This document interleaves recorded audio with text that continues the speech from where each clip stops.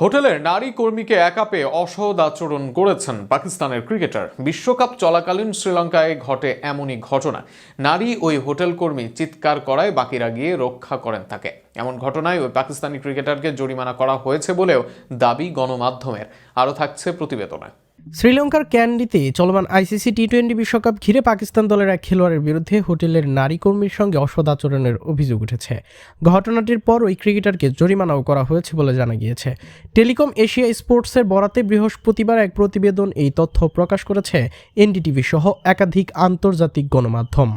দলীয় সূত্রের বরাত দিয়ে প্রতিবেদনে বলা হয়েছে, পাকিস্তান বিশ্বকাপ স্কোয়াডের এক সদস্য কান্ডির এক হোটেলে অবস্থানকালে সেখানে কর্মরত এক নারী হাউসকিপিং কর্মীর সঙ্গে অসৎ আচরণ করেন।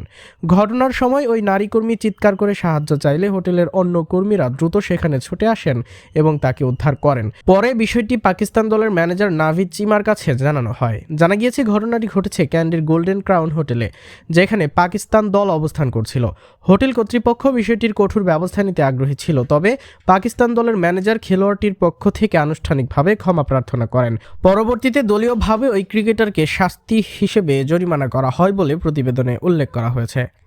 ঘটনাটি প্রকাশ্যে বড় আকারে আলোচিত না হলেও পাকিস্তান দলের ভেতরে এবং পাকিস্তান ক্রিকেট বোর্ডের মহলে নীরবে আলোচনা চলছে বলে জানা গিয়েছে। সংশ্লিষ্ট খেলোয়াড়কে ভবিষ্যতে বোর্ডের শৃঙ্খলা কমিটির সামনে হাজির হতে পারে। সেখানে বিষয়টি তদন্ত করে তার বিরুদ্ধে আরও শাস্তিমূলক ব্যবস্থা নেওয়ার সম্ভাবনাও উড়িয়ে দেওয়া যাচ্ছে না। এদিকে বিদেশ সফরে পাকিস্তান দলের খেলোয়াড় বা সাপোর্ট স্টাফদের বিরুদ্ধে এর আগেও নানা ধরনের অসৎ আচরণের অভিযোগ উঠেছে। গত বছর ইংল্যান্ড সফরে পাকিস্তান শাহিনস দলের হয়ে খেলতে গিয়ে তরুণ ব্যাটার হায়দার আলী ধর্ষণের অভিযোগে ম্যানচেস্টার পুলিশের হাতে গ্রেফতার হয়েছিলেন, যদিও পরে পর্যাপ্ত প্রমাণের অভাবে তাকে মুক্তি দেওয়া হয়। সাম্প্রতিক এই ঘটনাটি পাকিস্তান দলের শৃঙ্খলা ও আচরণ নিয়ে নতুন করে প্রশ্ন তুলেছে বলে মনে করছেন অনেক ক্রিকেট বিশ্লেষকরা। এখন দেখার বিষয়, তদন্ত শেষে বোর্ড সংশ্লিষ্ট খেলোয়াড়ের বিরুদ্ধে কী ধরনের পদক্ষেপ গ্রহণ করে।